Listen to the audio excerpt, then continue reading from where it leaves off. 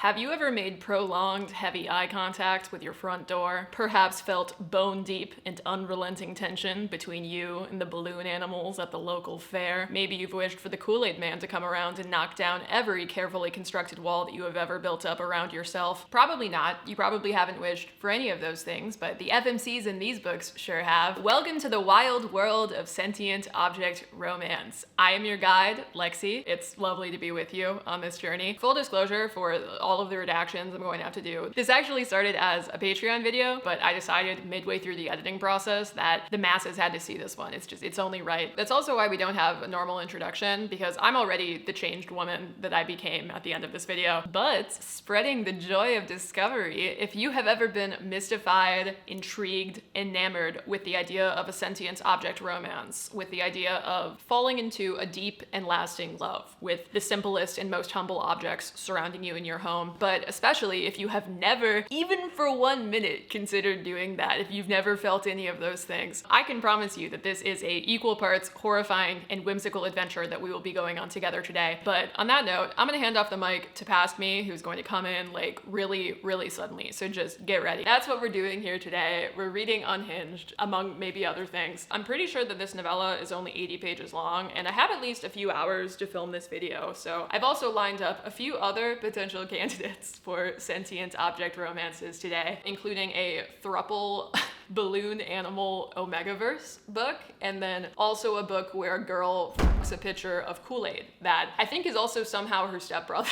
So don't quote me on that, okay? I haven't done like a massive amount of research on any of these books beyond just knowing really that they exist, because I wanted to go into this video kind of fresh. And I don't know if I'm actually going to read all 3 of the books I've mentioned, or if I'm just going to cut the parts of the video that mention me reading these 3 books. We're not sure yet, but they're only like 70 pages long each, and they're all by the same author. They're from the same beautiful, twisted mind. And we're starting off, obviously, with Unhinged. It's quite literally the gateway. But if you don't know what this is, if like nothing at all that I've said in this entire video so far even kind of rings a bell to you, first of all, honestly, my apologies. Like it feels rather uncouth of me to just have like dove into talking about the coffee table, but I mean, I feel like it's pretty self-explanatory. But this novella in particular, Unhinged, went like super viral a couple of years ago on TikTok, and to my knowledge, from what I can tell, it is a shifter monster romance where a woman falls in love somehow with her front door, who also has the ability to shapeshift, that's like the shifter part, into being a dude, I think. Like I'm like 99% sure that he doesn't stay a door for the entire book, because that would be kind of freaky. Although that does beg the question of like, what happens to the front door when the two of them are like in person form having a ball in the living room? You know, is it just open air? Is there just no door there? I don't know. I guess I'll tell you more when I actually read it, when I find out. Obviously, this video is going to have spoilers for these books, although again, these are like 70-page novellas about people who fuck inanimate objects. So I imagine that spoilers here are not going to be that big of a deal, but I guess we'll see. I might be surprised. You never know. But okay, I'm gonna go now. I'll be back. Okay, first strike for these books is that they're not actually on the Kobo store, so I had to pull out my like prehistoric 10-year-old Kindle. I imagine that they're probably on Kindle Unlimited. You see that a lot with the self-published indie romance novels. One thing about Amazon is they love an exclusivity clause. So unfortunately, sentient object romances are not in fact available and accessible to all, which is just, it's kind of fucked up if you ask me. I feel like the people deserve more than we're given here, but it's fine. Okay, let me read to you the blurb for this book. I feel like that's kind of an essential part of the experience. Dangers come a-knocking. Someone's been watching Tana closely, but he's a lot closer than she realizes. From intimate moments to lazy afternoons on the couch, he's secretly seen it all and fallen for her along the way. The problem is that someone else is watching too, and his obsession with Tana is a lot more dangerous. When a man claiming to be her front door enters her dreams to warn her to warn her about an imminent threat to her life, Tana initially chalks it up to her weird late-night snacks. So true, queen. I, too, start hallucinating when I grab a slice of cold pizza from my fridge after midnight. But she rethinks things when her earnest visitor insists he's also ready to protect her, in exchange for one hell of a favor. When Tana trades her best line of defense for an unlikely supernatural ally, the threat lurking beyond her apartment hallway starts getting desperate as the law closes in. Can her inhuman companion save her from the worst of humanity, or is it too late for both of them? This has way more plot already than I expected. Like, tell me how you're supposed to get through that much content and also have them several times in only 80 pages on Kindle. Like, look, I mean, I guess we're gonna find out for only 99 cents, no less. Okay. Up I go. Sliding right in and interrupting real quick with a word from today's sponsor, which is Ana Luisa. I love jewelry, as I imagine is obvious in my videos, but for me, mostly that love tends to express itself in earrings. I don't actually have a lot of other pieces that I wear consistently, especially since even though I love a statement earring, I tend to prefer the rest of what I wear to be a little bit more neutral, so that way it works in more of an everyday kind of way. But I didn't really have anything, particularly in gold, that felt super high quality. I feel like I've been skating by on my like super tarnished medallions from high school for like years at this point. So I was really excited when Ana Luisa reached out to me because most of their catalog is like exactly what I'm describing. They have this massive collection of stylish, simple, but still super chic pieces that can really work with whatever else you have going on in your outfit. I got these two that I'm currently wearing. This one is the Rowena necklace, which is perfect for layering. That's something that I want to get more into, but it's also just super cute on its own as an addition to an outfit. And then I also got this one, the Katie necklace with the little pearl, which I think looks really good alongside it. I love these. I think that they're adorable. They're basically exactly what I was looking for when it came to upgrading some of my necklace game. And the pieces feel really high quality. Like they definitely feel like they're built to last. And even if you don't believe me, because I'm kind of new to the game, Ana Luisa definitely stands like 10 toes down behind that, because everything that you buy from them comes with a 2-year warranty against tarnishing and a lot of the other types of damage that you will see typically on cheaper jewelry. They're also apparently hypoallergenic, which is not a problem for me, fortunately, but if that is a problem for you, then you're set. And even if you weren't set and you randomly had a reaction, that is also covered by the 2-year warranty. I really like the pieces that I got from Ana Luisa. I actually got a compliment on this one at the cafe yesterday, which always feels really nice. And if you're interested in checking out what they have to offer, they have a really, really wide selection that you can take a look at if you click the link down in my description. And I would really recommend giving them a shot if you're looking for some basic everyday pieces that you will love and wear all of the time that also really, really sparkle, in my opinion. Thank you so much to Ana Luisa for sponsoring this video. I really appreciate it. Let's get back to it. I do appreciate quite a lot that on the cover, the number on the door is 69. I feel like that's a good touch. Chapter 1. As a door.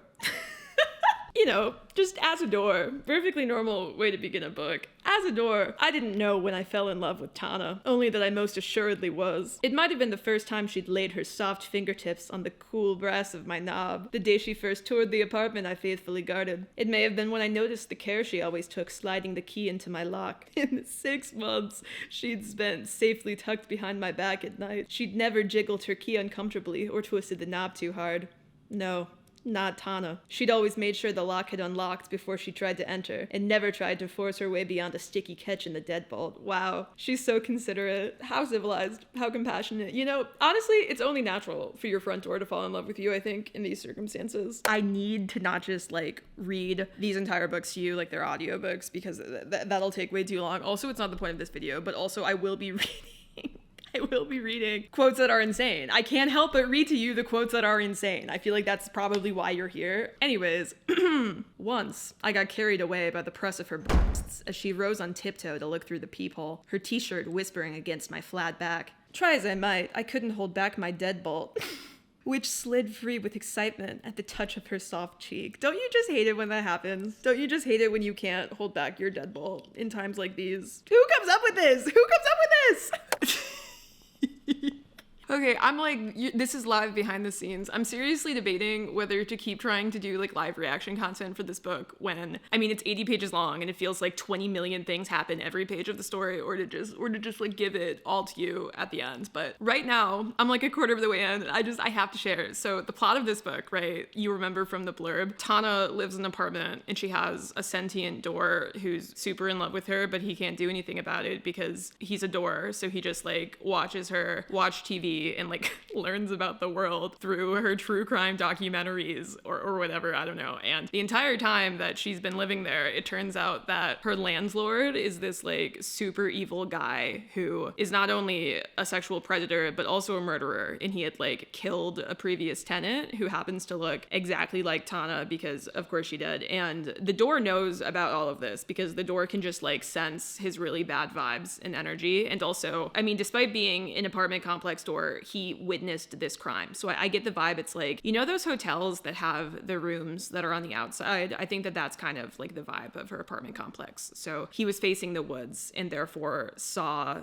the evil landlord kidnap and murder this like poor girl who had previously lived there, right? So obviously this guy does not want to allow this to happen to Tana, but there's not really, again, a lot that he can do considering the fact that he's a fucking door. So basically all he does is every time the landlord knocks on the door, he like sticks a bunch and he's like, I won't open for you. It'll make it really hard. It'll make it really hard to talk to her. But that's not going to protect her from real negative intentions from this guy. And you might be thinking to yourself, oh no, however will she get out of this one? Great question. I also was thinking that to myself, considering the fact that he's a door, but it turns out that he's not just a door.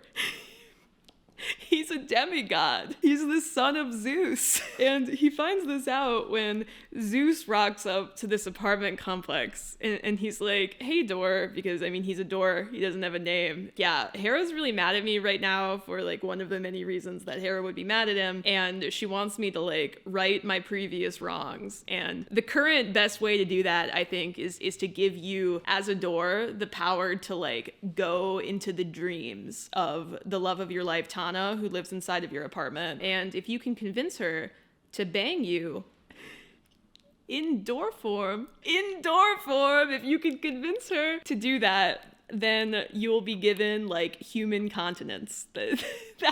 That's the promise that Zeus makes. And also the reason why the door is his son is because the door's parent was this like big sacred tree that was in Greece in Zeus's domain, and then Zeus God, this is so ridiculous. Zeus got extremely turned on mead, and then let me read this to you. See, a lot of things happened in that grove, and there was this perfectly positioned knothole on this really sexy tree, and the mead was flowing freely. You get the point.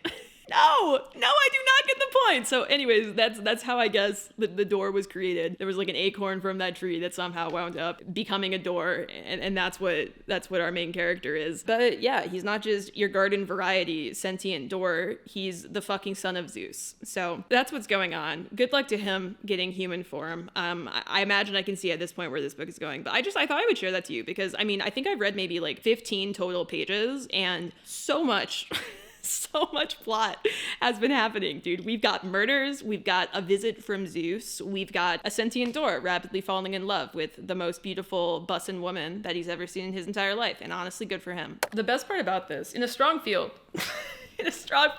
I must say, is that he's not like a shifter by choice. Like, he's not like a were-door, you know? He's never been a human before. He's just been a door his entire life up until his dad, Zeus, came by and like activated his innate magic or whatever. So he's like learning how to walk. He's like, oh, this is so much less comfortable than resting on my good, trusty, reliable hinges. And there's a charm to that. He's a door by trade. This is a brave new world for him. Why do you seem so familiar? Who are you? I have no name but yours, Tana. I am your faithful guardian and protector. Nothing more, nothing less. I am your door. And I love you. Oh, he's coming on so strong. How do you get from point A to point B? How do you get from rescuing her inside of her embarrassing classroom dream to her fucking your doorknob in like 20 minutes? I don't understand. Tana, please. I was told I only had tonight to talk to you, to ask you for a favor. Please, this is very serious. You're in danger and I can't protect you here. A favor, huh? So what? Do you want me to oil your hinges? In a manner of speaking, the man that offered me this, I pointed back and forth between us. Zeus, by the way, Zeus offered him this, said that we must be together in the way you are with your shivering blue stick.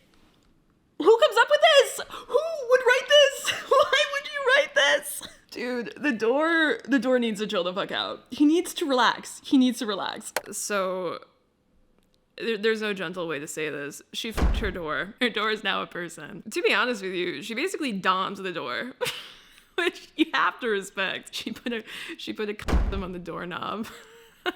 There's just a certain je ne sais quoi to that decision. It's not that I think you're gonna knock me up with little trap doors or something. It's that I only trust Lysol so much, and doorknobs are kind of germ magnets. No offense. Her door then becomes a guy, and to answer the question from the beginning of this video, when he becomes a guy, there is no longer any door. So they need to get a new door, and they discover that you can just, I guess, DoorDash a fucking door from the hardware store to your apartment and just have it delivered. So that's what they do. And the door that they pick out, I think this is so funny. He says in his inner monologue, "When we perused the delivery app, I'd not so subtly steered her away from picking a model similar to my own, with a rounded knob on the interior. I knew it was ridiculous, but it made me a little jealous. I didn't want a replacement she could fuck, even theoretically."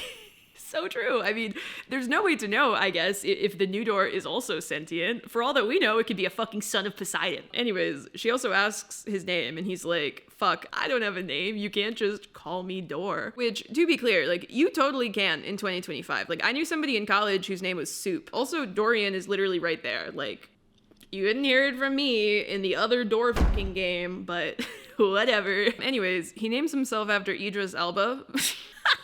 Yeah, I don't have anything else to say about that. Also, low-key, this book is a horror novel. Like, in between all of the stuff that's been going on, her landlord is, like, sneaking into her apartment and stealing her underwear and, like, spiking her orange juice with, I mean, it's not clear if it's roofies or poison, but both options are pretty fucking bad, I would say. There's a lot going on right now. More at 7. Thank you, Driss. You've done so much already. You were a very good door. I hope you know that. Something about being called a good door made my human legs feel weak and shaky. Not the author giving the door a praise kink. That's just... Okay, I finished. We're done. What happened after we last spoke? Let me tell you. So Driss, the door, again, he's not really that used to not being a door, and he hasn't really like been exposed to very many adult experiences in his life, which there's an amount of, I think, like uncomfortableness maybe that comes from that. It reminds me a lot of like in sci-fi when they'll have like an alien or a robot appear, and it's like randomly this incredibly sexy adult human person, usually a woman, let's be honest with ourselves, but for whatever reason they don't have the emotional maturity to really know what's going on around them, you know, like other than that everybody around them wants to bang. It reminds me a bit of a lot of what I hated about Poor Things, the movie from a couple of years ago. I feel like Poor Things kind of attempted, maybe if you squint, to deconstruct that trope, but in reality the entire movie I felt was extremely counterproductive to what it was trying to do, if it was even trying to do that to begin with, and it felt pretty exploitative of the character that embodied this trope, Emma Stone's character, in a way that I did not like. So honestly, who's to say what that movie was actually trying to do? And in general, I mean, it was charming at first when he was like, how do I walk? How do I like move my face and smile when I'm used to just being a door with a deadbolt and hinges? You know, like there was something to that. But then that lack of knowledge also led him to approach some of the sexual encounters in this book in a way that was just kind of weirdly childlike and innocent, and I just don't fuck with it. I don't fuck with it. But that's okay. I mean, it's not that serious, right? Like, she's fucking her front door.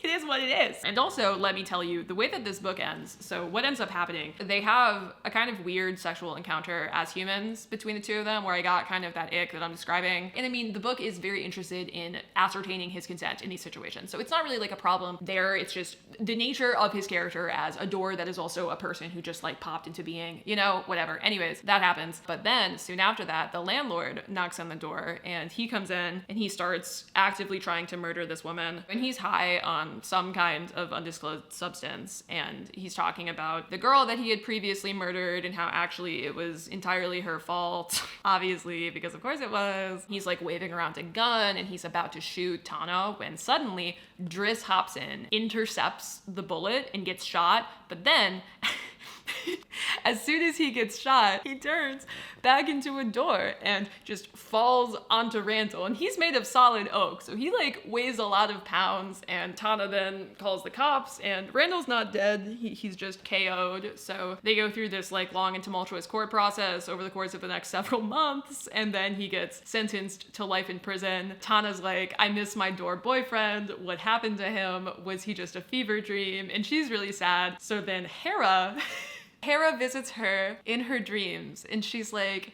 hey bitch, you know what you could do to bring back the front door, who is also kind of your man? You could go and negotiate with the police to get him out of evidence. And then, as long as you fuck him in the form of a door once a month at every full moon, he will be able to spend the majority of his time on this planet as a person, and he will only go back to being a door with the full moon, upon which the ritual will begin once more. They actually make him into a fucking werewolf, but instead of a werewolf, he's just a door. So that's their happily ever after. They're just living life. Zeus also drops by and he's like, hey, here's a fake ID and a fake passport and a fake birth certificate from Greece, just, you know, so you have them, so you can like establish your life with your new wife. So yeah, that's their happily ever after. What can we take away from this book other than what we've already discussed? Once again, I'm resisting the impulse to critique this as like a actual work of literature with a point and themes, because I mean, it's obviously not. It's a book about a girl who fucks a door. And I have to say, for 99 cents, you do get what you're promised on the tin. You get it in multiple forms. I mean, somehow the book has two scenes of girl X literally physically a door. It manages that somehow. I mean, in the second scene, he even turns back into a human like midway through. So, as Hannah Montana once said, it's the best of both worlds. But yeah, I mean, I think we should move on. Let's move on to the next book, because I do think I'm going to be reading multiple in this video. Why not? You know, I mean, they're short, they're kind of fun, they're ridiculous. This is the balloon animal book, and let me read to you the description that we get. A dedicated art student at her local community college, Poppy practically lives inside her sketchbook. Drawn to the distracted crowds of the local zoo, her planned day of anonymous figure sketching is interrupted by the charming Sebastian and his brooding, borderline rude friend Keen. Little does she know, the two have a twisted secret that defies imagination, and the pressure on both of them is increasing by the day. Do you get it? Because they're fucking balloons. Anyways, as an intricate plan takes shape to secure their freedom, the twists and turns they face, and a pair of very intriguing knots, might just unwittingly tie Poppy to both of them forever. Okay, yeah, book 2. 2 immediate thoughts before we begin this one. First of all, I just want to compliment the choice of naming the main character of your balloon animal romance Poppy. Get it? Do you get it? It's like popping a balloon. Secondly, with that, I want to understand how in only 50 pages this book is going to somehow include a full Omegaverse dynamic. The author could just be saying that, but also I do think that Unhinged, you got everything that you were promised on the tin. You would think that this would be the same, right? Remains to be seen. It remains to be seen. Okay, I'm gonna be honest with you guys. There's a lot going on in this one, and it's 54 pages long. I think I'm just going to read the entire thing and then give you the summary, because my brain is kind of breaking right now. Also, again, this is a little bit horrifying, just the premise of this book. We'll discuss later. Give me like 25 minutes. Okay. So where do I begin with this one? This world of 50 to 80 page sentient object novellas is both more complex and more intricate than I ever could have possibly imagined. You have these two guys that are also balloon animals at the same time, and they're also alphas. And it turns out that, I mean, trigger warning for like way more serious topics, I guess, than like I anticipated talking about in this video. It turns out that they were created for the sole purpose of, and had somehow escaped, a life of sexual slavery by this random carnival woman. Apparently they were like born as balloon animals, and there was a time when balloon animals was all that they were, and then this random carnival woman, Xena, she pulled up and she like infused them with a bunch of magic that also, it's not even really magic that she should have access to. It was like stolen magic, I guess. And that gave them the ability to become human, but she then kept them locked up in a room, and she would just go and use them however she wanted and just like generally be horrible and abusive. And during this entire saga, the two of them fell in love. So the book starts with the two balloon animals are in this tender, loving relationship, and Poppy is viewed by the one that is grumpy. She is viewed by him to be an interloper and a threat in this potential relationship, because it turns out, I mean, I'm kind of getting ahead of myself, the way that they were able to escape from this life of sexual slavery is, I mean, honestly, it's kind of unclear given their like present day predicament in this book, but they were able to somehow learn about these magic sigils that they could paint on their bodies that would allow them to gain temporary freedom from Xena's will and just like run away. So that's what they did, but the sigils are only temporary. And now, in the present day, they're like expiring or something, and also Xena is looking for them, even though they seem to have been away for some time. And Sebastian, the one that's nice, he sees Poppy drawing at a zoo, and he's like, ooh, you're good at art. You can help us escape our life of captivity forever, because apparently a human touch is needed to draw the sigils, even though, unless I'm just not understanding, the last time that they escaped, they were able to do it just the two of them. Now this time they need a human to like refresh them or whatever. So that's why Sebastian tries to recruit her, but Keen like sees the way that she looks at him or whatever, and he's like, she's into you and I don't appreciate that because you're mine and I'm in love with you and like we've been through so much together, which honestly is unexpectedly nuanced for the portrayal of a relationship between two balloon animal boyfriends in a 50-page Omegaverse novella. But let me read you a couple of quotes about their relationship. This is from Keen's POV, Grumpy. There had been no real word for what Seb and I were to each other. Not brothers, even though we'd been created at the same time, and far more than friends, though both prisoners. When his tear-stained lips met mine long moments later, when they're in captivity, when they're like realizing that they're in love, desperately seeking comfort, we at least had a word for that. Lovers. Blah, blah, blah. Skipping forward to the next quote. But also, it bears mentioning, there's a scene where the two of them hook up, and again, this is an Omegaverse novella, right? So when Xena designed them, when Xena like designed their human forms, and I'm just going to warn you that if you weren't already kind of fucking lost about the entire really fantasy environment that we're living in together, this part I think will confuse you even further, as it did me. But she designed them to be alphas, so they have knots. That's right. They have the fun additional parts, but also their dicks are like made of latex and will like imagine if Poppy had like a latex allergy. I can't. Anyways, they can like shift when they're doing the deed into being more or less balloon animal part. You know what I mean? More or less just obviously like with a little knot at the end and shit. Also this, I think that this just is worth reading to you. Seb tossed his head back with a gasp, his end unknotting with a snap in my tongue before hot, thin jets of funnel cake icing. Funnel cake icing! Funnel cake icing flowed out to soothe the sting. They fucking come icing. So there's that. Yeah, that's in here. Anyways, back to the part that's like actually kind of cute. They have this pretty intense, strangely well-written conversation about their relationship when they're arguing about Poppy. This is also from Keen's POV. He's talking to Sebastian. What's wrong? Did something happen? I looked at him incredulously. Seb, did I not tell you last night that I had it handled? I don't want Poppy's help. The way she looks at you is no better than Xena used to. Like you're a goddamn corn dog to be devoured. That's my concern, though, isn't it? You know that Poppy asked me what we were, and I didn't even know what to tell her. What are we, Keen? I've been following you for so long, and I've never questioned where you were leading us, but it's like you want to keep me, like she did. His voice thickens, big brown eyes watering with emotion that tangled in his lashes. I could almost hear my own heart crack in the sterile, air-conditioned chill of the trailer. Sebastian, love. Oh no, I'm so sorry.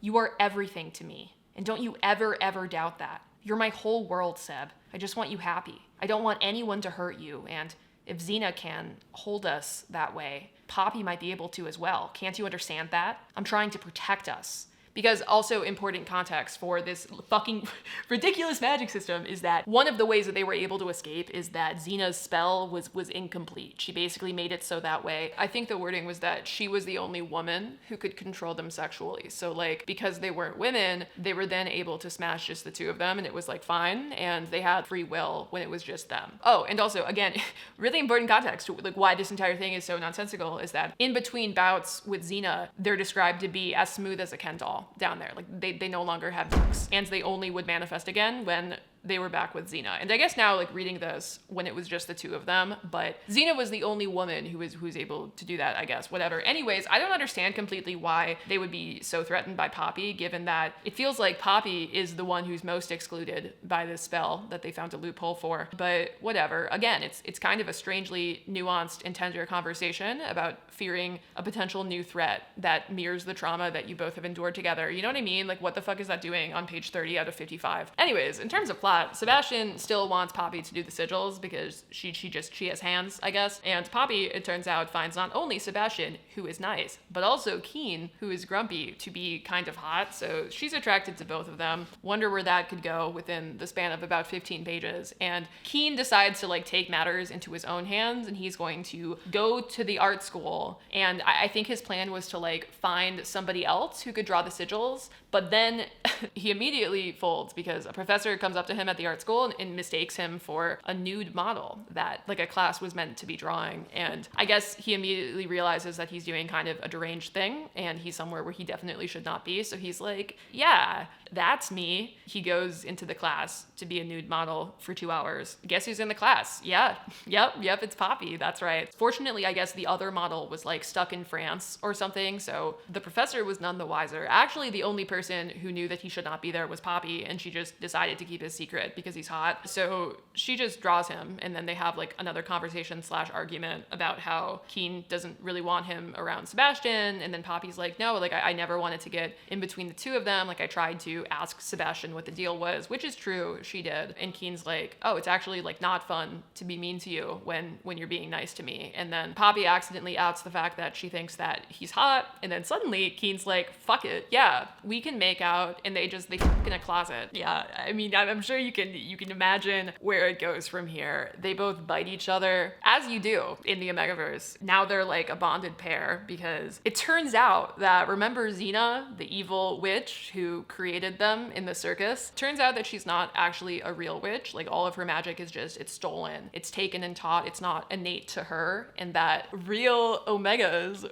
real tulpamancers, real witches that have like innate magical bonding power with the inanimate objects around them, they're actually incredibly rare. But it just so happens, you guessed it, Poppy's a fucking witch, and she's a real witch. She's a natural born Omega. So then the funniest part of this book, honestly, is that it's almost like the last 10% of the book. So I can imagine 6 pages. It's like a complete afterthought smut montage where they go back to talk to Sebastian, and it turns out that becoming the alpha to a real Omega, not a fake one like Xena, that completely replaces the need to do sigils at all, because the real magic is like way more powerful than whatever fake bullshit that Xena was doing. And also, conveniently, Omegas can choose to mate with more than one alpha. So guess what? Sebastian gets added to the party. He's happy to be there. He never really had a jealous bone in his body to begin with. I mean, I guess in a way he never had a single bone in his body, considering he's a fucking balloon animal. Oh, also, have I mentioned, they turn back, they shift into being full balloon animals whenever they go to bed. They cuddle up and then they transform into these two entwined balloon animals. I don't even think, by the way, that we're ever told what balloon animals they are, which honestly feels like highway robbery. I guess you're meant to imagine that they're both dogs, but I mean, we don't know. We don't know what they actually are. We don't really know anything about the lore of this world. It's like a fucking Hydra. Every question that the story tries to answer raises about 5 more in its place. But yeah, anyways, you just get like a 6-page smut montage at the end of this book. Xena comes by and Poppy just pushes her off of a balcony and fucking kills her. Also worth noting that, again, when they smash, they can like shift a little bit of the stuff that's going on down there to like be more balloon animal-like, and this includes making their entire waist to thighs into translucent latex. Sebastian is a red balloon animal and Keen is a proudly royal purple balloon animal. So they also have that ability. At first, when I started reading this book, I was like, oh, it's going to be Ali Hazelwood style Omegaverse, where there's really just only nodding, and that's like the only thing that's going on that's different here. But no, I mean, the book, again, really includes everything that you have come to expect from your classical Omegaverse narrative in about 7 pages. So yeah, apparently there's a sequel called Squeal, the Squeakquel, a balloon animal Omegaverse tale, in parentheses, Squeakverse book 2. So if you want to know what happens next, you could go ahead and read that. We're going to move on, but what is there to take away from Squeak? I would say that the magical elements of the story, they left a little bit to be desired. It was a strangely harrowing portrayal about a couple desperate to learn how to live again in the face of having escaped a lifetime of abuse and trauma. Can't say I expected that out of the balloon animal fucker book. I do think I liked it more than the door book, mostly just because the balloon animals felt more like people than the door did. The door was mostly a bit. And don't get me wrong, I mean, I think that almost everything that happened in Squeak was also a bit, but again, strangely moving emotional message to the story at the center of everything. You gotta respect that, I guess. even though you only really get like 3 conversations about it. It's 3 more conversations than I expected. The lore of this world, though, is just fascinating to me. Like, it really raises a lot of questions about how this works. Really, everything that you learn about this story raises a lot of questions. Who did Xena steal her magic from? Are there other tulpamancer witches that are just walking around in society with their sentient balloon animal adjacent creature husbands? Also, I will say, no Mpreg. Nothing that I have read that has claimed to be a megaverse is brave enough to include Mpreg, and I'm waiting for that day. And I don't want you to give me recommendations. I would like to be surprised, because I mean, as you guys know, I do kind of feel a divine call to read most things I hear that are tied in some way to fan fiction and to fandom. I just like to see which bits authors like this choose to try to make mass consumable, and which bits get left in the trenches of AO3. You know what I mean? But yeah, anyways, point being, these are apparently not like the only sentient balloon animal creatures. Like, you have to imagine there are other witches, at least enough witches in the world for there to be books for Xena to steal from. You know what I'm saying? And they're just like coexisting with contemporary human society. Like, Poppy does not know fucking anything about this when she's told. This is all a complete surprise to her. So it's all like undercover. And I mean, I guess they can stealth, because back to everything with their dicks, like I was really confused about the entire time. I don't understand how at once they have balloon animal dicks that can shift into being completely translucent and balloons, like 100% balloon. And also they retract and become once more as smooth as a Ken doll whenever they are not in use. But also he can do nude modeling for 2 hours and nobody says anything, which like implies that he looks like a person, even though also apparently they have knots the entire time, and they only learn that's weird when they discover porn in the outside world after they've already escaped and they've gone free. But like nobody in this art class is concerned, which implies inability for them to go stealth. That is not captured, I don't think, by anything that happens for the entire rest of the book. I don't fucking know. I don't know anything about what I just read. These are the thoughts I'm having, okay? These are the emotions I'm going through. Anyways, I need to move on because I don't have like a massive amount of time left, and I do want to read the one where she f***s the Kool-Aid man, who is also her stepbrother, I think. Yeah, that's what I'm going to do. I would apologize for that entire like derail that we just experienced together, but you know what? Squeak is just, it's the kind of story that makes you think. Anyways, this one is called Cold Sweat. It's actually $2.99 this time. Inflation, am I right? And let's start by reading the description again from the store. Okay. Fleeing college pressure, Jules heads home to rest, recharge, and figure out a plan before fall break ends. Eager to spend time with her mother and stepfather, there's one presence she's less thrilled about seeing. Red. The sentient, smirking pitcher of cherry chill assist punch, Kool-Aid, was a huge pain in the glass. He'd been getting under her skin for 2 years now, ever since their parents' wedding day. They are step-siblings. Red's taste in entertainment and weirdly suggestive commentary was driving her crazy, a destination she was capable of finding all on her own. With big life decisions looming, his antics shape up Jules' already fragile peace, steering her towards a leisurely evening in her mom's new sauna. It seems like the perfect remedy for stress, until Red invites himself along. Close, steamy confines have a way of outing secrets. And Red has a huge one he can't keep on ice any longer. Will Jules be able to resist her thirst for the unknown? Or will the truth about her stepbrother refresh her perspective entirely? This is Cold Sweat. I think this time, again, I'm gonna read the entire thing. Unless there's something really good that happens that I need to talk about immediately. But I kind of think I'll be able to hold it in. I feel like that was to our benefit with Squeak. I'll get back to you in about 54 betas. I'd never admit it, but as annoying as I found my stepbrother, I liked the sound his frequently replenished ice made. It reminded me of a wind chime. Okay, hello, I'm back. I'm done. I got through this. First of all, let's talk about the plot of this book before we try to like come together with some kind of conclusion from this whole thing that we've experienced together. I have to say that out of the available options, the Door Fucker book, the Balloon Animal Fucker book, and the Kool-Aid Man Fucker book, this one definitely had the least plot of the 3. Although honestly, I think that speaks more to how surprising it was how much lore and how much plot the other 2 books had. This was more so, I think, what I was expecting from all 3 of these books. The premise of this book God, I honestly don't even know what the name of the main character is. One second. Jules, right, Jules. Jules is home from break from college, and she's also right about to drop out of college because she's having a really bad time, but she doesn't really know how to talk to her parents about it. And her mom just married this guy a couple of years ago. It's not like the Kool-Aid man has been her stepbrother since they were both kids or something. I mean, don't get me wrong. Don't get me wrong, it's still kind of weird, but like they were adults when the marriage happened. So whenever Jules goes back from college for a break, the Kool-Aid man still lives with their parents as well, even though he has a job. He actually, he works in demolition. That's what he does. They all live together in the same house, and the Kool-Aid man, whose name in the book is Red spends all of his time watching hentai in the living room. That's his primary hobby, and whenever Jules comes out to the living room, he'll like pause it, so he's not outwardly watching hentai in front of her, but she can like hear it from her room, so I mean, you know what he's doing. This is not something that is discreet, and Jules also just finds him generally to be kind of creepy because whenever she sees him, he's just like, ho, ho, ho, hey, Jules. And she doesn't like that because, I mean, I don't think I would like that. So they don't really get along. But then their parents are out to, like, go get dinner or something. It's her mom and his dad. That's the couple. And also, if you're wondering how he was conceived, let me read you a quote. Because his dad is just a guy. He does not come from, like, a long line of Kool-Aid men. A giant sentient glass pitcher of cherry chill assist punch. Red was the result of Dan's torrid affair with the palate of the drink powder at a drunken office Christmas party many years ago. Life hadn't been easy for my stepbrother, but I had to begrudgingly admit he carried himself well despite his unusual parentage. He hadn't so much as stained a throw pillow since he'd moved in, and he always smelled amazing,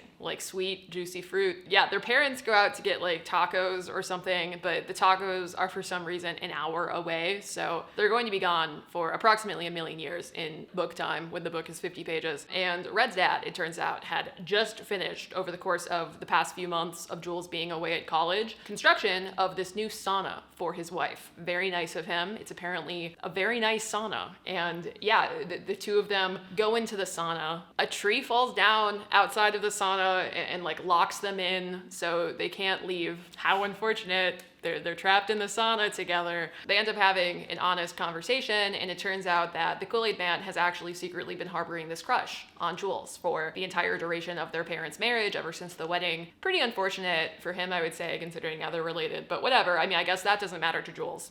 So maybe it's actually not unfortunate at all, because, I mean, this book then goes exactly where you would expect it to go. There's no other plot. There's nothing else that happens. The number one question that people who will never read this book are probably curious about is what his anatomy is, because honestly I was curious about that too. I'll admit that looking at the actual cover for this book really did help answer some of the questions that were inside my head, because like imagining the Kool-Aid man in a pair of gray sweatpants, I don't know where those legs would go. Do you know what I mean? Like I don't understand it completely, but yeah, the cover helps. But answering a question that the cover does not answer for you, trigger warning, I don't know, I guess you know what to expect. God, also on the way there, you have such banger quotes as, Christ, I was going to ask if you were glass all over.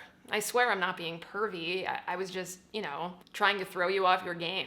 I wouldn't care if you were being pervy, We're both adults, right? What? You fucking with me now? We're siblings, Red. Red traced the side of my neck with the back of his thick index finger. By the way, he only has 4 fingers. And they're all made of glass. Anyways, sweeping it back up my pulse point to tuck a lock of steam-frizzed hair behind my ear before murmuring into it. Step-siblings, Jules, and barely that. It's not like we grew up together. I'm a man that happens to be a glass pitcher of liquid, not blind. You're gorgeous. Yeah, anyways, he finally whips it out. It's described as, quote, an unrelenting glass piston. And honestly, in general, I found the physics of this book to be, I think, the most difficult to understand out of the 3, which is a high bar, I have to say, especially after some of the scenes with the balloon animal men. But from what I could tell, it's basically like, it's like a glass canister that's filled with fruit punch. It's like transparent, so you can see all of the fruit punch, and there's a little bulb. So there's a bulb at the end, and whenever he's, on the brink, it apparently swells to like double the size and then explodes, question mark? I don't know, but fruit punch gets fucking everywhere. Like, it coats the walls of the sauna. There's an amount of fruit punch that is also just from such a nefarious place. Never, by the way, described in the Bible that we would have to deal with this one day. Also, the book describes the rim of the pitcher, which, of course, naturally she holds on to. The book describes that as being like an erogenous zone for him. So we also get that fun piece of lore. But honestly, there's like nothing else going on inside of this book. That's really all there is to it. And at this point, I would like to read you a small montage selection of the dirty talk inside of this book, because I mean, that's really why you're here at this point, considering there's no ridiculous B-plot. We have such classics as gonna fill you up to the top, my good little cup. Followed swiftly by, at the climax of the scene, she goes, "Give it to me, Red. Fill it up until it's running out of my body. I want to be your, make me your good little cup, Red. I'm so thirsty." And then he goes, "So fucking perfect. You're gonna fucking drain me, Jules. I'm gonna quench. I'm gonna, oh yeah." He actually does the "oh yeah." It's in like bold italics too, so you really can't miss it. I just want you to imagine for a second being the original creator of the Kool-Aid Man, or also just being like any of the people who have ever voiced him. I'm not sure if it's all the same guy or what, but like in some capacity doing that led to the creation of this. And I just think that's beautiful. I think that that's something to be celebrated. Anyways, he also says later on after the fact, as they're like realizing that they're going to have to somehow explain away the fact that the sauna is coated in red fruit punch, he says, "Well, I'm sure as hell not complaining. You look damn good in my punch, little cup." And, you know, in some capacity, I have to say, this is new to me, because I feel like a lot of the most cringe names that you see in romance novels that are like pet names, nicknames, in some capacity, you've seen it before, right? Or it's just like a new animal or something. This one's fresh. It's relevant.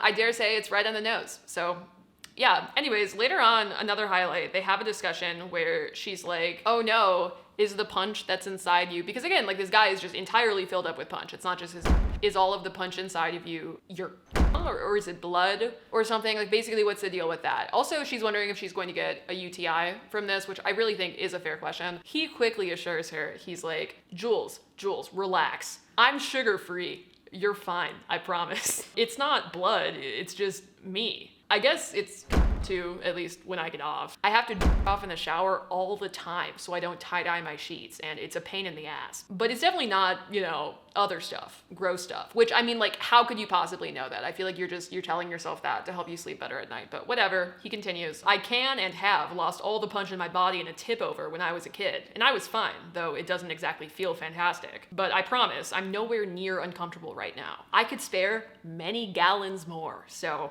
maybe you could try out the tap being, yeah, and fix our little problem," because like she's concerned about how the location of the punch in the sauna when their parents come back, it's like very concentrated on her thighs, you know, it's like not, you could say it's a little bit obvious what happened inside of the sauna, so their solution to that is just, it's release more punch on like other parts of her body. Yeah, I mean, this is definitely, I would say, again, of the three, the closest to what I expected from these books in general. But after they like solve the problem or whatever, they end up just being able to leave the sauna anyways, and they like hose it down, she showers, he like comes in to talk about their feelings and about wanting to be together despite the fact that, you know, he's the Kool-Aid Man and also her stepbrother somehow at the same time, and now they're in love and they're gonna live together. And I guess he like got the okay from his dad a few months ago in this like sworn to secrecy conversation over a beer, where his dad was like, "Well, you're both adults, so I guess it's fine. I could probably convince her mom that it's okay." So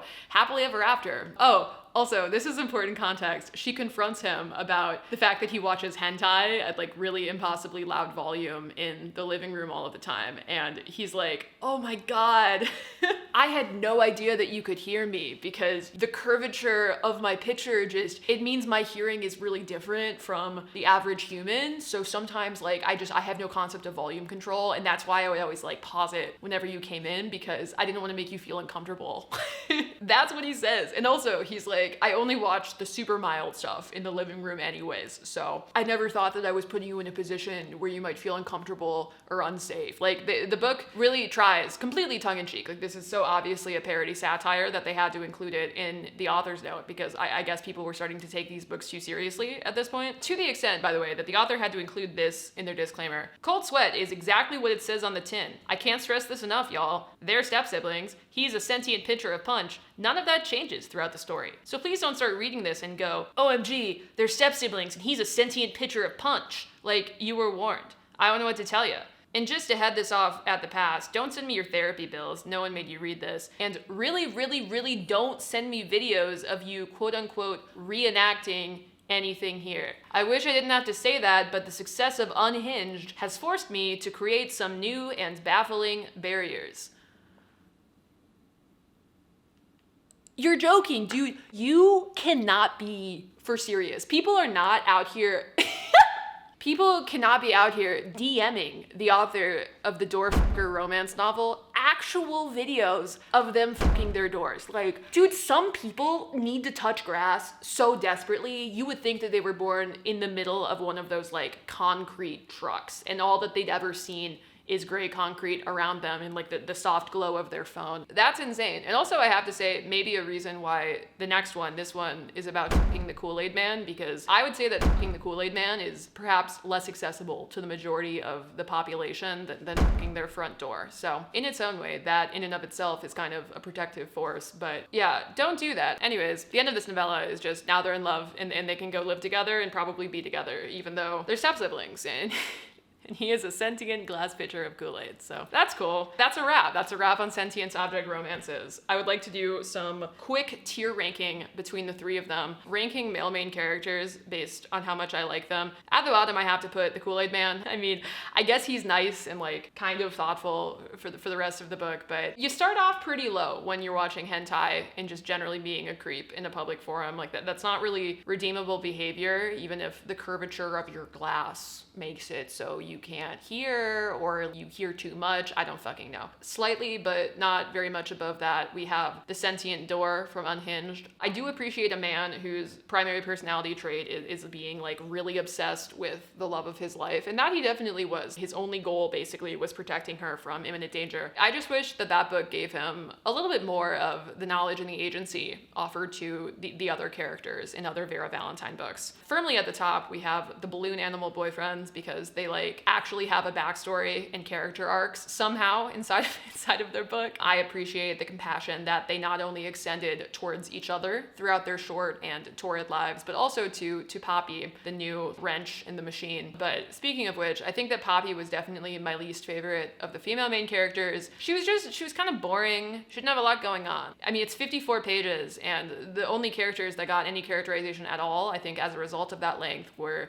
the balloon animals, given, again, the insane amount of lore that you learn about them during that book. Poppy, honestly, we don't know shit about. She's an artist. She draws people. She's the most omega ever to omega. That's what we know. Slightly above Poppy, we have Jules, who honestly we also know nothing about, but like I think that since we were inside her head more often than we were inside of Poppy's head for more pivotal moments, I kind of found her more interesting. I don't know, man. As somebody who has been in a perpetual state of burnout for like maybe the last year, I feel like I got her. I don't know if I would go so far as fucking my stepbrother, the sentient glass pitcher of Kool-Aid, but like other than that, I feel like I understood where she was coming from. But Tana was definitely the best, I think. I mean, we know basically nothing about her life at all, actually. We don't know anything about her. We don't know what she does for work. All we know really is that she goes grocery shopping on Tuesdays and that she needs to have ice cream whenever she's on her period and watches sad movies. That's really it, because the entire book is from the perspective of her front door, and I imagine that he doesn't really know jack shit about her either. But I liked her vibe. She was kind of loose. She was fierce. She was willing to do insane shit, but also have a laugh about it. In terms of lore content inside of the book, Squeak, Unhinged, Kool-Aid Man romance. But in terms of plot, I actually would say that Unhinged had more total things going on overall, even though it had less lore. In terms of how much I enjoyed these books, in terms of what this experience has taught me about myself, about the world around me, for what they are, for what they're trying to be, which I think is almost nothing. Like I don't really think they're trying to do anything other than kind of make you laugh. There's something to that. There's something to reading a book where you learn that your front door is actually the long lost son of Zeus that was created after Zeus just f***ed a random tree in Greece. In the entire book, he's just like, wow, I miss it when I had hinges. Walking is so much harder compared to the ease with which I could swish through the threshold whenever my dearest Tana would open me. It's a deeply goofy time, and I'm not yet jaded and mean enough to see it as anything other than a silly, goofy time. And honestly, most of the time, I actually have more respect for books like this that know that they're frankly ridiculous and stupid, and they're willing to make an entire bit out of it to entertain you. Those books are like 10 times more fun to me than the From Blood and Ashes of the world that are ridiculous and stupid, but that are not in on their own joke at all. That do not know it, and that will string you along for like 600 pages of complete bullshit until it's not even fun anymore. So yeah, we love a small collection of objects that know how to respect your time. That's what this lovely video was. I hope that you had a good time watching this and experiencing these stories with me. They could all be yours for the low prices of 99 cents to $2.99. But yeah, that's everything. That's everything for this month. Thank you guys for being here and letting me do dumb shit like this. I appreciate it, and I appreciate you. Also, anybody who is wondering where the bi-monthly wrap-up is, this time it's a tri-monthly wrap-up, and that's how it's gonna be, okay? It'll come to you soon. Okay, that's everything. Bye!